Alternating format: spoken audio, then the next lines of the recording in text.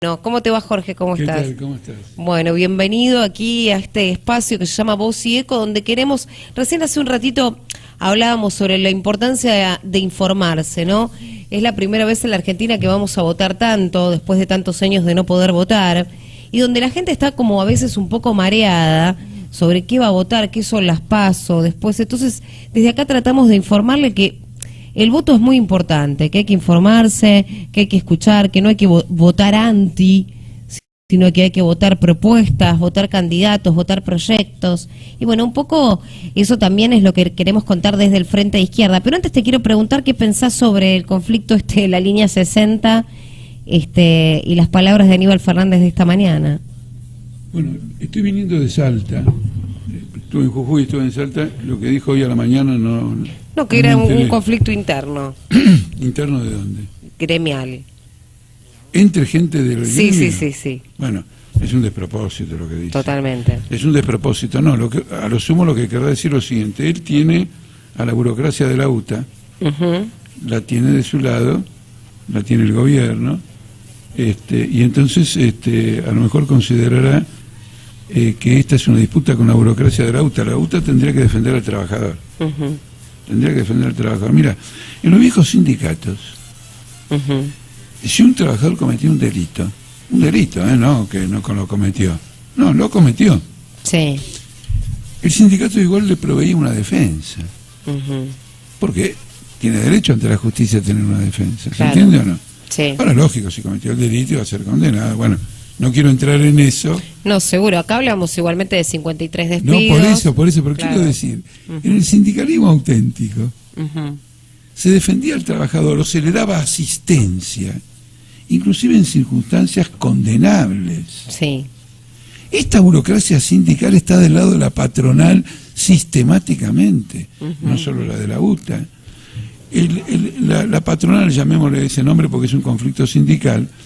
La patronal del transporte es una patronal que maneja subsidios fenomenales sin control. Por supuesto, sí. Este es un punto esencial. Y practica una política de vaciamiento. Mira, anda por la calle, y mira atrás en los colectivos, vas a ver que se repiten los nombres, 2 o 3. Hay una concentración extraordinaria del transporte. Claro. Han absorbido. Entonces despiden a trabajadores porque en la línea 60 hay una organización democrática. Y entonces los delegados no están comprados. Claro. Absolutamente. Y bueno, a raíz de los despidos empecé a dar medidas de lucha. Como los medios de comunicación siempre se quejaban de que las medidas de lucha perjudican al usuario, claro. Empezaron a tomar la medida de lucha de que vos subís pero no pagás el boleto. Claro. Bueno. Medida de lucha al fin. Era una medida de lucha, pero al mismo tiempo la atención del trabajador a la crítica de que no perjudique al usuario. Claro. Entonces ahora le están haciendo juicio por no cobrar los boletos. Hay juicio por no cobrar. Claro, hay una imputación, porque, y esa es la intervención de Servini de Cubría, que se coloca también del lado patronal. Ahora, ¿qué ocurre? Cuando hay una concentración en el transporte, van cambiando los dueños.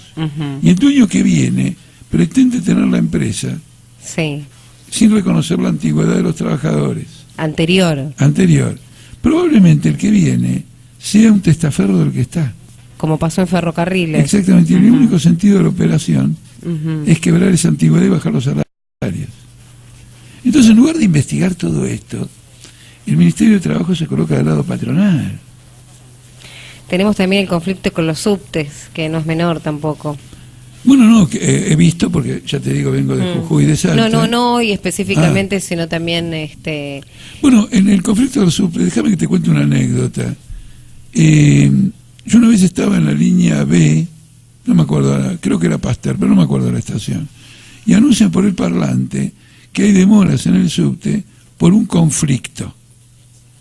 Yo que conozco el mundo gremial, sabía que no podía haber ningún conflicto ese día, salvo que hubiera ocurrido no sé qué, en los 10 minutos precedentes. Sí. Bueno, luego me enteré que había un problema con los vecinos allá en Virreyes. En Virreyes, sí. Había un problema con los vecinos en Virreyes. Mira la conducta. En lugar de decir que hay un problema con los vecinos de los Virreyes, se omite para indisponer al usuario que ante la palabra conflicto piensa que es un conflicto gremial. Hay una manipulación extraordinaria contra los trabajadores. Y después los conflictos resultan ser intergremiales. Como el trabajador despedido se defiende y la burocracia está con el gobierno, lo presentan como un conflicto entre el despedido y la burocracia sindical. Claro. No, es con el gobierno. Es con el Lo gobierno. que pasa es que la burocracia sindical se colocó de lado del gobierno. Y ahora le voy a hablar del gobierno, porque es mal usada la palabra izquierda. Se habla de que este gobierno de Cristina Fernández de Kirchner, a veces se lo ha dicho como nacional y popular, y se ha dicho que era un gobierno de izquierda. El gobierno actual, y en esto voy ¿Cómo lo a definimos, contrariar Jorge? la opinión de mucha gente, es un gobierno, porque viste que dicen que es un modelo. Sí. Tenemos tal modelo. Modelo nacional y popular. Modelo de esto, modelo del otro. Es un gobierno de improvisaciones, absolutamente. Entonces, empezaron a pensar cosas. Entonces, el primer gobierno que formó Néstor Kirchner, él dijo, tenemos que formar un gobierno de centro-izquierda. Sí. Y el país tiene que estar organizado de tal manera que de un lado esté la centro-izquierda y del otro lado la centro-derecha. Y entonces en ese trámite lo metió a Cobos. Claro. Fracasó lo de Cobos. Para esa transversalidad, digamos, que quería instalar. Claro, se terminó el centro-izquierda, el gobierno de centro-izquierda, empezó el gobierno pejotista. Sí. El gobierno pejotista tampoco anduvo, había crisis con Scioli, empezó el gobierno de la Cámpora. Cuando se le ocurre de izquierda, cuando se le ocurre de derecha, es un gobierno de improvisaciones. A ver, hablamos del gobierno de la Cámpora, que son jóvenes, yo le digo mi opinión, usted me puede contradecir, fácilmente manipulables, donde lo que es la militancia, que en algún momento, digamos, yo que vengo de padres militantes, en este caso es una militancia rentada porque ocupan ciertos organismos públicos de diferentes, digamos... No, en el imaginario... En el imaginario parecen jóvenes, digo, porque hay un imaginario que juega. Yo te doy mi opinión, como ministra de Arte de la mía, son opiniones más o menos, con algunos matices nada más. Pero yo los conozco, los sigo, en general, obviamente me intereso por todo lo que es la política del país. Ellos han tratado de recrear la imagen de la juventud peronista de los 70. Y esta es la versión corrupta, cooptada, fiestera, de aquella juventud peronista, que obviamente nosotros fuimos críticas de aquella juventud, nosotros el Partido Obrero, críticos, pero se jugaban la vida en los errores que cometían. ¿Está claro? No cobraban un sueldo. Por supuesto. No todos, va, claro, algunos cobraban. La cúpula, por ahí. Puede ser, hay investigaciones sobre eso. Pero esta es la versión fiestera. Entonces se manipula, varias veces ha ocurrido en la historia, de utilizar apellidos, utilizar símbolos, para recrear algún fenómeno que fue heroico y que su versión posterior es un sainete. ¿Se entiende? Y es este caso. Este es uno de los tantos casos. Por ejemplo, se aprovecha mucho el problema de los apellidos. Por eso Isabelita pudo ser vicepresidenta. ¿Te das cuenta? Apellido, familiar. Porque en el imaginario se supone que el apellido tiene una resonancia de la primera cuestión. Como Abal Medina, por ejemplo. No, hay un ejemplo que es clásico en la literatura histórica, que es el de Napoleón. Napoleón revolucionó Francia desde el punto de vista social. Y luego procuró exportar ese sistema social más liberal a otros países de Europa. El pueblo francés lo adoró porque consagró en forma definitiva los derechos de propiedad del campesino francés, frente a lo que antes eran derechos de los feudales. Sí, totalmente. Entonces quedó como una imagen heroica. Claro. Desde entonces, hasta hace muy poquito, Francia buscaba repetir permanentemente a Napoleón. Primero fue el sobrino de él, Luis Napoleón. Después hubo un intento de golpe de Estado en 1880 de un general que quería ser Napoleón. Bueno, para no hacerla larga, el último Napoleón que tuvieron, ¿quién fue? Charles de Gaulle. De Gaulle. Y acá Perón. Y acá con Perón, con el apellido, con esto. Ahora, Perón es el que sube en 1946, bueno, un poquito antes, y en el imaginario obrero son el aguinaldo, el aumento de salario, las vacaciones, que no etcétera. está mal o sí está mal. No, ¿cómo va a estar mal? Por favor. Por favor, claro. Por favor. No, por eso es un imaginario, pongámosle un nombre heroico, pero no llega a derechos ser de los trabajadores, porque algunos derechos que no estaban en ese momento. Muy importante, que en Argentina habían tenido esbozos, pero nunca realidad. Esa imagen quedó y se fue trasladando a todo lo que tuviera ese mismo nombre.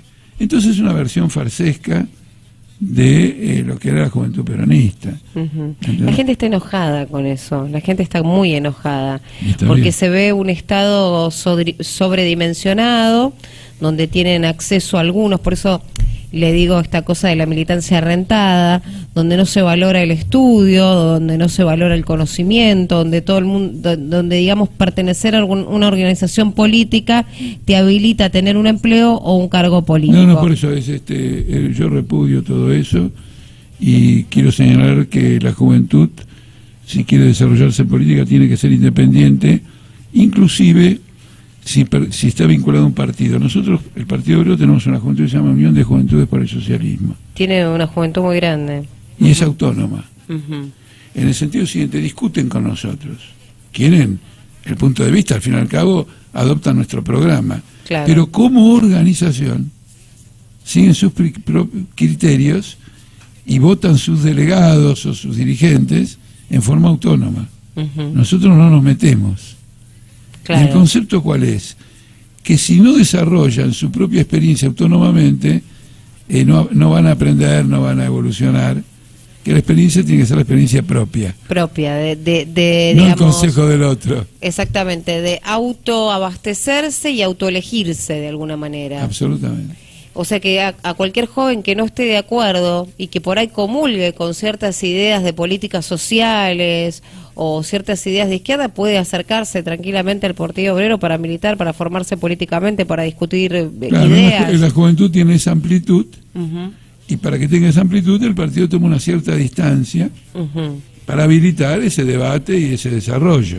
Porque sé que hay como una semillita que se ha germinado, digamos, a partir de esto, muchos jóvenes se han interesado, se han vinculado más, digamos, este fenómeno que no fue tan bueno, de alguna manera sí tuvo eco en otros jóvenes y también despierta por ahí las ganas de comprometerse o de informarse. O sea, hay otras alternativas, digamos. No tiene nada que ver, no solo alternativas, no tiene nada que ver con esto. No se crean juventudes del Estado, no se crean, ahí se crean empleados públicos de 28 años, pero claro. no, por favor.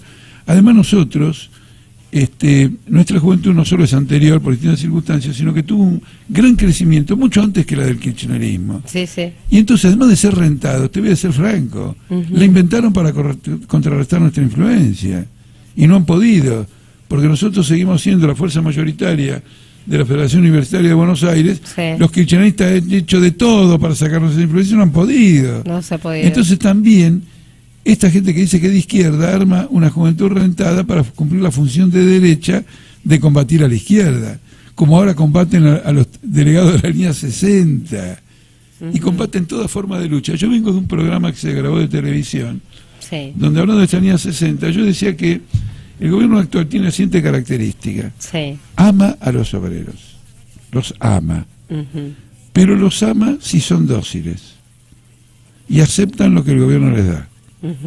Si tiene una actitud autónoma.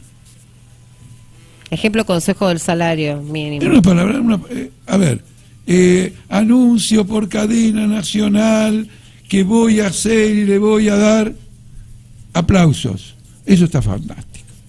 Bueno, no me anuncies nada. Yo reclamo 82% móvil para jubilados. Salario mínimo a la costa de la canasta familiar.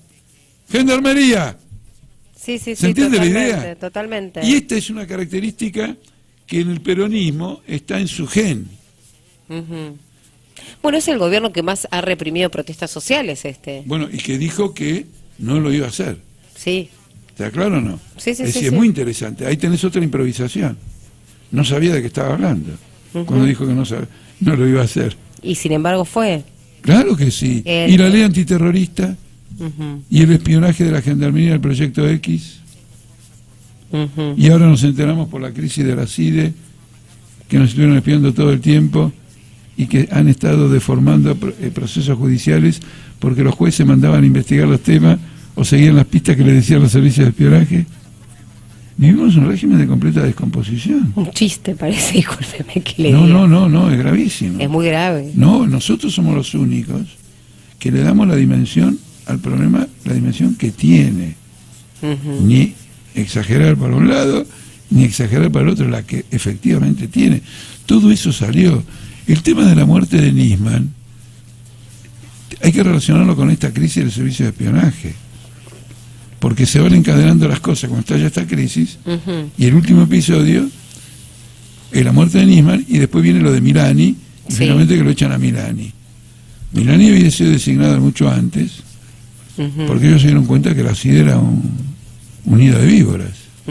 Y entonces tratan de armar un servicio de espionaje más limpio, más depurado, claro, pero a cargo del jefe del ejército, de Milani. De Milani, que luego se descubrió que había participado en delitos de lesa humanidad. Entonces es un gobierno de la improvisación permanente, porque es un gobierno que nace de una crisis, la crisis del 2001. Seguramente, que nace de la bajada de Carlos Menem, donde aparece Néstor Kirchner, que era un personaje conocido solamente, bastante conocido en el sur de nuestro país, pero desconocido para la gente en general. Pero de todos modos, Menem, es muy interesante esto que vos decís y el tema. Menem era inadecuado para la nueva etapa. Por supuesto. Porque era responsable del desastre de la etapa anterior. Kirchner era más adecuado. Por eso en un segundo turno, Kirchner hubiera derrotado a Menem. Seguramente. En el 2003. Entonces, está claro, entonces Menem dijo no me presento. Claro, completamente. Exactamente. Bueno, y hay las traiciones que existen dentro de este, como es el movimiento del peronismo, que Kirchner traiciona a Duhalde y sucede lo que sucede. Bueno, ahí las traiciones son recíprocas. Yo no me animaría a responsabilizar a uno sobre... Sí. Porque la traición en un sistema de camarillas son acciones y reacciones de conspirativas de unos contra otros. Ese es el sistema lo que está mal. ¿Se entiende? No, sí, totalmente. Es el sistema. Son gobiernos de camarillas. Son en lugar de ser transparentes ante la población, hacen los enredos entre ellos, conspiran, arman soluciones, meten un tipo acá y otro más. Volviendo a Aníbal Fernández. Sí. Aníbal Fernández es uno de los responsables de la masacre de Costec y Santillán. A ver, desarrollemos ese tema, por No, favor. porque cuando fueron asesinados ellos, los familiares y nosotros también, iniciamos un juicio a Duhalde, porque ¿cuál era el tema? ¿Quiénes son los responsables políticos? Claro. Al tipo que le tiró, lo vimos. Sí, lo vimos. Pero ¿a quién lo mandó? ¿Está claro? Claro. Y entonces quedó en claro que esto había sido armado por el gobierno de Duhalde. Y en el gobierno de Duhalde estaba Tanasov, el jefe de la CID era este hombre que lo mató la mujer de Río Negro. Soria, sí. Y estaba Aníbal Fernández. En esa represión, la policía bonaerense desplegó francotiradores en las dos avenidas principales de la zona de Avellaneda. Esto te lo digo yo porque yo fui a visitar a los heridos. Y ellos me decían, disparaban desde los techos. Es decir, fue todo un armado del aparato del Estado. Cuando se descubrió esto, Duhalde, que creyó que lo podía encubrir, tuvo que renunciar. Y acá está Aníbal Fernández. La justicia no le dio curso a esto. Quiero decir, se discutió, se llevó adelante, pero no se los procesó. O un encubrimiento de la justicia. Segundo acto. Sí. Aníbal Fernández, el responsable de la Policía Federal como ministro de Seguridad. Sí. Y por lo tanto el que da las instrucciones a la policía cuando es asesinado Mariano Ferreira, nuestro compañero. Y no solo es responsable de liberar la zona para que actúe la patota, sino que antes que lo detengan a Pedraza, hay varios meses, 3 meses antes de que lo tengan, él hace continuas declaraciones sobre el correcto trabajo de la policía. Es decir, que él sabe cuál fue el trabajo, porque si no, no puede decir que es correcto. Y el trabajo había sido liberar la zona. Lo tenés comprometidos en 2 actos trágicos de represión. Y ahora está metiendo la cuchara con la línea 60, y el otro día dijo que nosotros queríamos, porque yo me identifico con los trabajadores, y porque él habló de la izquierda, que queríamos un muerto. Lo mismo dijo con Mariano Ferreira. Cuando lo mataron dijeron que el muerto lo queríamos nosotros. Claro. Entonces, cuidado con Aníbal Fernández. Sí, ahora y no es un candidato, problema de Aníbal sí. Fernández, cuidado con todo este aparato de gobierno. Ujú. Acá tenemos participación de la gente antes de entrar un poco en... Interesantísimo lo que cuenta, interesantísimo. Te estoy hablando de puros hechos Sí. que después fueron discutidos en el tribunal oral en ocasión del juicio a Pedraza. Yo asistí varias veces y además nosotros publicamos un libro con todo el juicio. De Mariano Ferreira. De Mariano Ferreira. Si lo quieren conseguir, pídanlo a la sede del Partido Obrero. A lo mejor están en las librerías también. Axel de Montserrat, mi familia sigue Altamira desde siempre y yo que voto por primera vez con 16 años seguiré con la admiración por este defensor de las ideas de izquierda. Cecilia de Chacarita, Altamira es un ejemplo de lucha por los ideales. Bueno, ¿Está mira, visto de esa manera? No, que una chica de 16 años me diga estas cosas a mí me da una manija impresionante. Y bueno, porque es un poco también eso, el joven busca referentes, lamentablemente. Me da una gran manija porque veo que valora cosas que yo pienso que el ser humano que las posee. Lo que pasa es que lamentablemente nos encontramos con esta cosa, esta falacia, ¿no? Este imaginario, como charlábamos antes, de la juventud de la cámpora, como si fuera un movimiento de izquierda que no tiene nada que ver, que como usted explicaba es lo anti. Te voy a decir una cosa, es como, ¿cómo se llama cuando vos falsificás una camisa, le pones, ¿cómo se llama? Trucho. No, nosotros decimos trucho, pero vos vas a comprar y te dicen, no es original, ¿cómo te dicen? Este es pirateado. No, es una réplica, un pirata, sí. Está pirateada.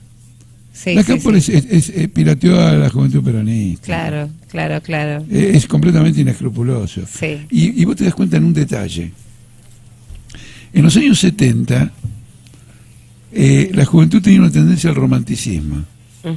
Es decir, tenía un ideal y no se detenía a analizar las circunstancias concretas para ver qué obstáculos había que ir derribando progresivamente o no, porque eso consiste en una situación concreta, claro, para llegar a ese ideal. Sí. Tengo un ideal, me tiro de cabeza al ideal. ¿Está claro o no? No había la mediación del análisis político, por supuesto, de la valoración, etcétera. De la valoración de enfrentarse a un Estado. De enfrentarse a un Estado. Muy importante, lo que decís es así como es. Y entonces, de modo, para mí el ideal es la guía. Yo tengo un horizonte. Y tengo que aplicarme mediante el estudio, la lucha y la perseverancia en ir progresando en el camino hacia ese horizonte. No el salto inmediato al horizonte. ¿Está claro? Claro. Bien. Pero el idealista, cuando vos hablás con ellos, te justifican cualquier cosa en nombre del realismo. Mirá qué inversión de valores. No hay ideales. ¿Se entiende o no? No se quiere llegar a nada. Simplemente, ¿cómo salgo de esto? No hay ideales, sino hay una fidelización al partido, pero sin ningún tipo de ideal. No hay un ideal. No hay crítica tampoco. Es una acción es una acción política, es una acción puramente política, sin alcance histórico, sin trascendencia. Una vez, y esto te lo digo, es absolutamente cierto, le escuché a la presidenta decir, después cambió, porque se puso fantasiosa, pero le escuché decir, siendo bajo este gobierno, cuando era joven yo quería cambiar el mundo, ahora me conformo con cambiar mi barrio. Una brutal resignación de los ideales, ella que estuvo en los 70 y está ahora. Sí, bueno, igualmente no fue tampoco una militante política no, de los 70, no digamos, importa, pero fue contemporánea. Sí, fue contemporánea. Ella sabe de lo que hablamos cuando hablamos de los 70. Claro. Sabe, estuvo, vio, etcétera. Sí. Entonces, mirá qué brutal caída de un gran universalismo a una sociedad de fomento. Totalmente. Ahora vos llevas la sociedad de fomento a la Casa Rosada y tenés una mediocridad política que absolutamente impresionante. Vamos a hablar de dos temas que preocupan mucho. Primero, la pobreza. Las cifras que maneja el gobierno de la pobreza. ¿Hay pobreza? ¿No hay pobreza en la Argentina? desempleo y jubilados. Yo le quiero preguntar esos temas globales. Pobreza. ¿Qué pasa con la pobreza? No, la pobreza, no sé si el gobierno tiene cifras o no, pero no tiene, no mide. No las da. Dice que no mide aquí. El gobierno mide todo. Que pobre es un estigma. Eso lo dijo el ministro de Economía. Bueno, es muy interesante también. Mira, yo te voy a decir una cosa. Yo creo haber vivido en una tremenda pobreza. 2 datos y se acabó. Éramos 6 en una pieza. Yo viví así hasta los 20 años. A los 20 años nos mudamos a un lugar bastante pobre, pero de 3 piezas. Yo creí que estaba en el paraíso. Podía decirle a mis amigos, vengan a casa. Antes no podía. No teníamos cocina. Y el baño se compartía con otras familias. Yo nunca vi a mi papá, a mi mamá y mis hermanos viviendo un estigma. El estigma es que me digan que tengo un estigma por ser pobre. Él me está estigmatizando. Porque nosotros sabíamos que salíamos adelante. Y salimos.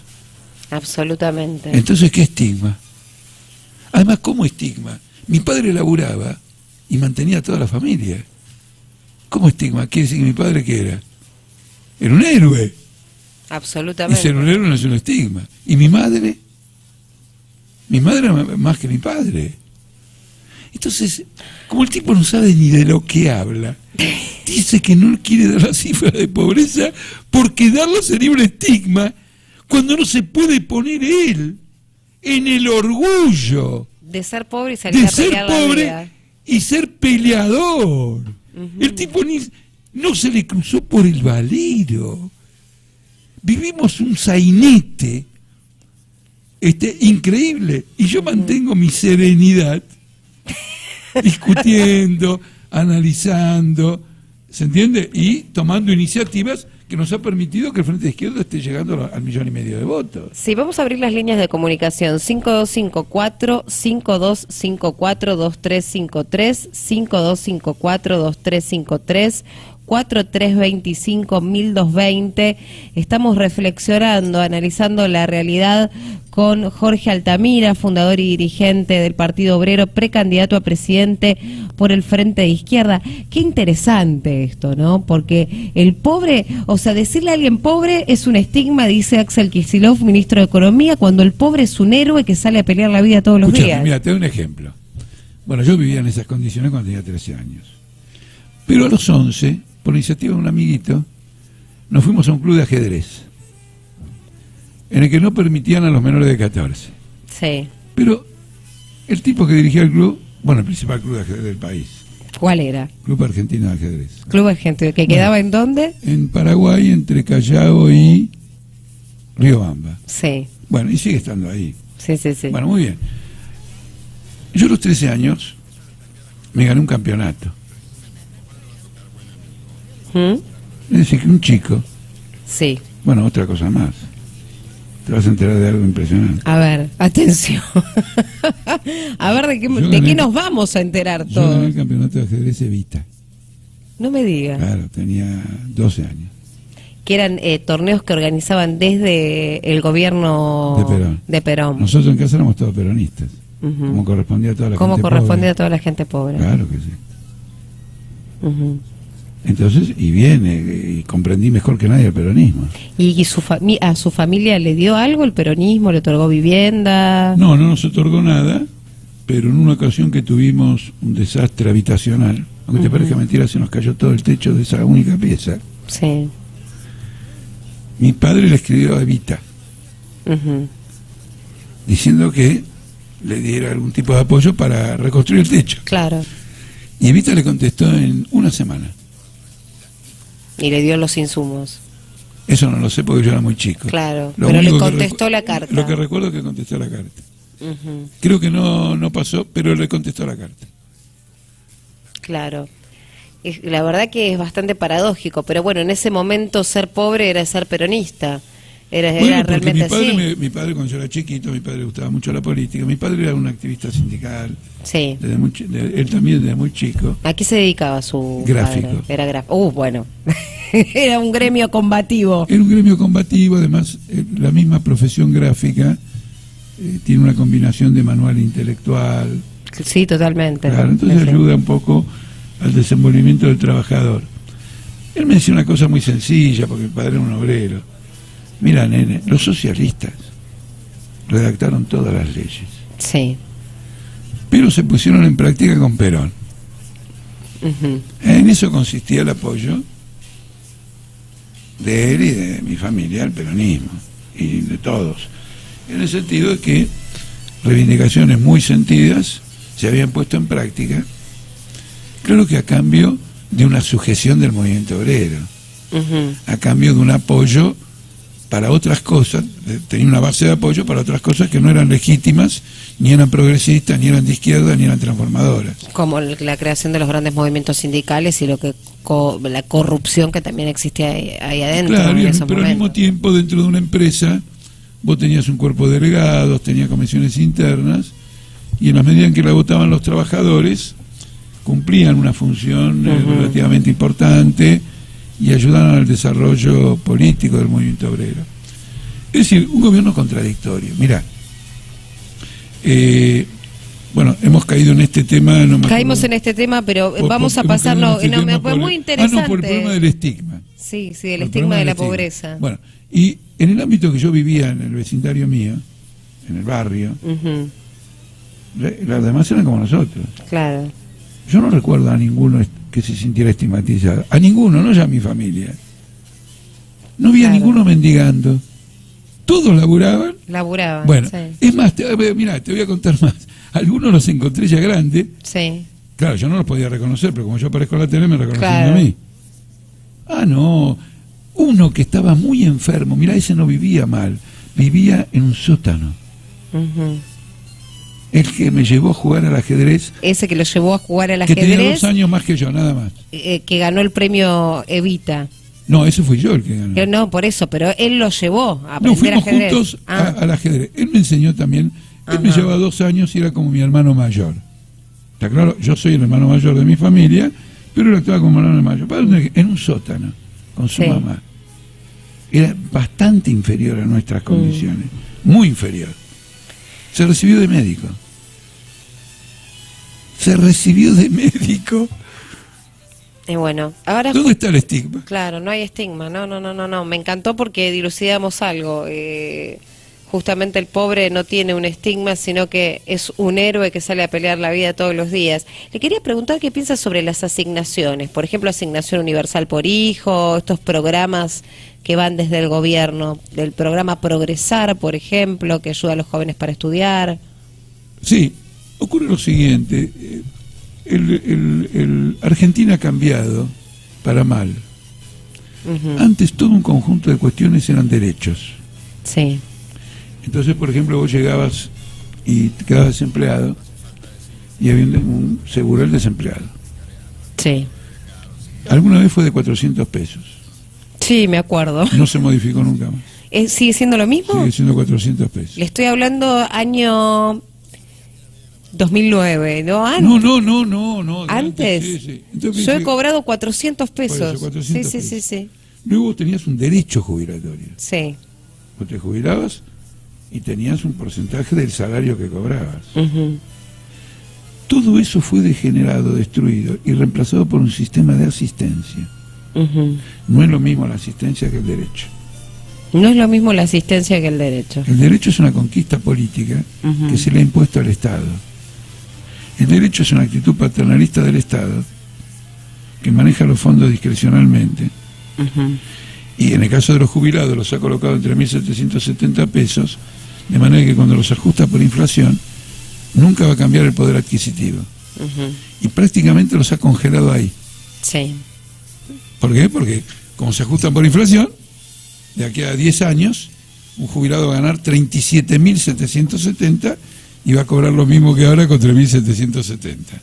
Y no está prevista ninguna instancia de aumento de las jubilaciones. Claro. En cambio, cuando era un porcentaje del salario, ya arrancaba como un derecho conquistado. Completamente. Otro tema, los planes sociales. Sí. Los planes sociales, que nacieron por una presión del movimiento piquetero frente a una desocupación inmensa, por supuesto, terminaron siendo manejados de la siguiente manera. para cobrar tenés que trabajar. Entonces empezaron a despedir gente en distintos lugares y a colocar gente en los planes sociales. Los despedidos cobraban su convenio colectivo de trabajo. Sí. Los que van por planes sociales cobran los planes sociales. Un ejemplo. Sí. La tarea de limpieza en un hospital. Sí. La podían hacer trabajadores de la salud o trabajadores municipales. El convenio de la salud decía tanta plata, el convenio municipal es tanta plata. Ahora lo hace alguien de planes sociales que cobra 2.000 pesos. ¿Te das cuenta de lo que se produce? Lo único que hace, se produce es que baje también el salario en general. Por supuesto, pero por de pronto el salario de lo que hacen los trabajos de limpieza en ese lugar. Claro, ¿para qué voy a contratar un trabajador asalariado si pongo a alguien que... Exactamente, y el Estado, que maneja muchos hospitales, y por el caso de los hospitales, pero puede ser las escuelas, ha producido una descalificación laboral y salarial de la fuerza de trabajo. Sí. ¿Se ve o no? Entonces, la salida de todo esto indudablemente es un gran plan de industrialización, creación de empleo digno, todo el mundo amparado por los convenios colectivos de trabajo, fin de la precarización laboral. ¿Hay pobreza estructural en la Argentina? Sí, claro que hay una pobreza estructural. ¿Y por qué no hay pleno empleo entonces? Tenemos 59.000 jóvenes en la ciudad de Buenos Aires que ni siquiera tienen ganas de ir a buscar trabajo. Bueno, esa es una crítica, una interpelación al capitalismo. Porque la iniciativa de la inversión bajo el capitalismo la tiene el capitalista. Y como no obtiene los beneficios que obtenía en otras épocas de prosperidad, no hay inversiones. Y no solo en Argentina, no hay inversión en ningún lado. O vivís en este momento una crisis capitalista impresionante, y después la crisis esta estalló en el 2007, estamos en el 2015, son 9 años, si contamos todos los años.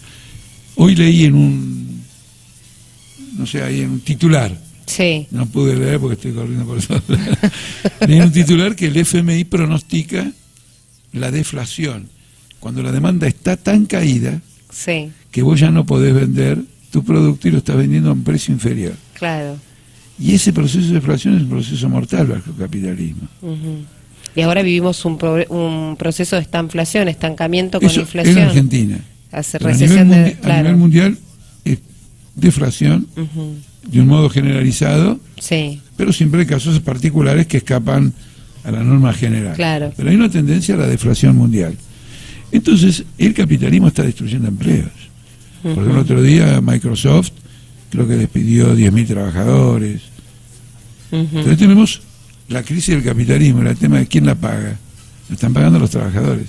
Por eso nosotros somos socialistas.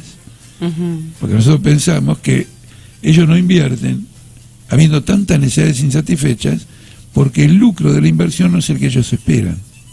Los socialistas invertiríamos ignorando el lucro, porque tenemos que atender todas las necesidades que están insatisfechas.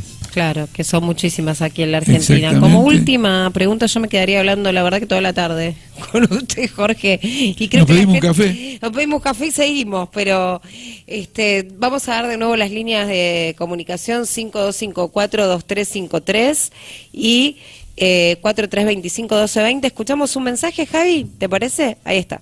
Increíble nota, estoy muy emocionada con las palabras de Altamira, un gran luchador, un defensor de las ideas de izquierda. Carla de Parque Chas.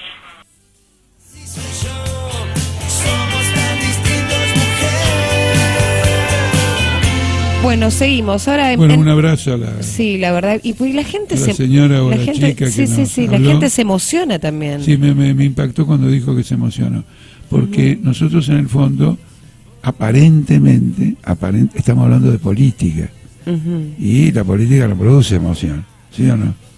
Y sin embargo, cuando esa política realmente es la transformación, porque la política es el trabajo común en la ciudad y en el ámbito que vivimos. Claro. Entonces, cuando vos la profundizás y la transformás en un elemento que sea de transformación, y bueno, empiezan a surgir las fibras del ser humano que quiere emanciparse. Que no quiere estar 12 horas sometido a un trabajo rutinario por un salario bajo, después volver a casa en colectivo 1 hora y media apretado entre un montón de gente. Pero por eso entonces tiene que existir la conciencia política, la conciencia social. ¿Qué pasa esto? Y vos decís, sí, claro, bueno, hay un régimen social que tiene que ser superado. Propuestas de la izquierda. Mira, hay 3 que yo las tengo como base de cualquier cosa, que es Los jubilados tienen que ganar 82%. 82% móvil. Absolutamente. Probablemente, el otro día apoyé una audiencia de jubilados en Mendoza que pedía que el mínimo fuera 8.500. No sé si eso es el 82% o no. Pero si ellos lo piden, bueno, apoyo los 8.500. Pero el objetivo es que 82% de salir al cese. Ningún trabajador debe ganar menos que el costo de la canasta familiar.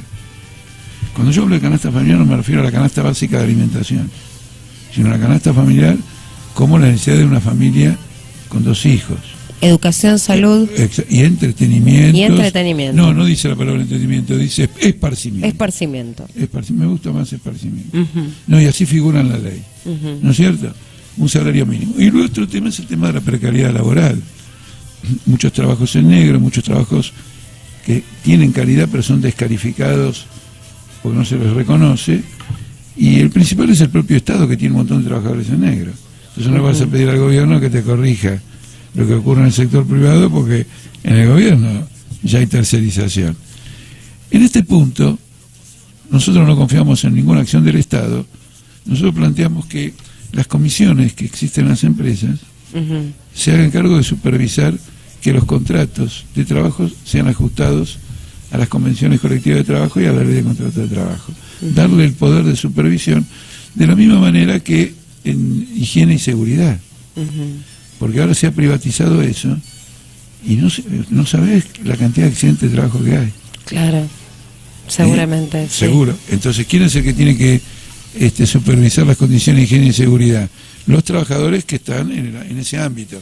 Y si observan que efectivamente el trabajo es inseguro por algún motivo, lo detienen y le dicen a la empresa: señor, corríjame esto, póngalo seguro. Y reanudamos la labor. Bueno, ¿cómo tenemos las boletas? Tenemos dentro de la interna de la izquierda Miriam Bregman con su vice, no recuerdo. No, ella la vice. Ella es vice. Hay 2 listas. Sí. Una que el candidato a presidente es Nicolás del Caño y ella Nicolás del Caño a Miriam Bregman. Miriam Bregman y la nuestra, que es Altamira y Juan Carlos Giordano. Mire, pariente mío debe ser. Soy sí, Luciana Giordano, mi apellido. Claro. Seguro. Nuestra lista es una lista de 2 partidos del Frente de Izquierda, pero quiero destacar que está apoyada por alrededor de 12 organizaciones, varias de las cuales tienen posiciones dentro de nuestra lista. Están, de hecho, dentro del Frente de Izquierda. Y hemos recibido apoyos muy importantes en el movimiento obrero. El sábado pasado hicimos un congreso en el movimiento obrero y vinieron dirigentes importantes. Y yo tengo la impresión de que hay una especie de viraje en el movimiento obrero, que al ver el ejemplo de la izquierda, está buscando conseguir una expresión política propia. Claro. No me representa a Caló, mucho menos Scioli, que reprime a las 60. Claro. Los obreros tenemos que tener nuestro propio partido. Sí. La juventud y los trabajadores tenemos que tener nuestro propio partido. Los intelectuales que quieren cambiar el mundo tienen que tener el propio partido. Seguro. Es decir, que el Frente de Izquierda debería transformarse con este fenómeno, esta movilización política, en la expresión política de los trabajadores. Bueno, yo convoco, nuestra lista representa dentro de esta interna un objetivo de ampliación, de profundización. Y eso probablemente es una de las divergencias que tenemos con la otra lista, que está un poquito ensimismada y en esta campaña nos ha atacado más a nosotros que a Scioli. Lo cual no es un buen método en la izquierda. No es un buen método de la izquierda. Bueno, pero convocamos igualmente a la gente a involucrarse. Que vote, y yo de mi parte a que vote en la lista que encabeza Jorge Altamira Giordano. Ahí está. Pero que vote, que se involucre en el Frente de Izquierda, que elija, y bueno, Altamira Giordano. Y una cosa importante, yo les pido que vengan masivamente a votar a la izquierda, porque de algún modo las PASO son la primera vuelta de otra elección. Claro. Y tenemos que entrar a la otra con una fuerza mínima de envergadura para que la ciudadanía diga: la izquierda le puede disputar a Scioli, a Macri. Mirá cuántos votos que ya obtuvo. Nosotros empezamos en el 2011 pidiendo obtener más del 1,5, 400.000 votos. Sí. En el 2013 obtuvimos 1.300.000. Sí. Y ahora en la mitad de las provincias de Argentina somos la tercera fuerza provincial. Jorge Altamira, muchísimas gracias por estar aquí, la verdad que un placer y bueno, por supuesto vamos a tener otro nuevo encuentro para charlar de otras cosas que tienen que ver con la realidad argentina y la política argentina. Fue un placer para mí, ¿eh? Muchísimas gracias. Bueno, pasaba Jorge Altamira, precandidato a presidente de la Nación por el Frente de Izquierda, por el Partido Obrero. Nosotros un poquito de música y ya nos vamos, ¿eh? ¿Sí? ¿Algún mensaje, Javi, por ahí? No tenemos. Ahí está. Gracias a la producción de Nayara Puente, vamos a despedir a Jorge Altamira y escuchamos un poco de música. Una vez más me volví a pelear con mi otro yo. ¡Qué asesino! Quiero salir, me quiero divertir, quiero encerrarme en tu apartamento.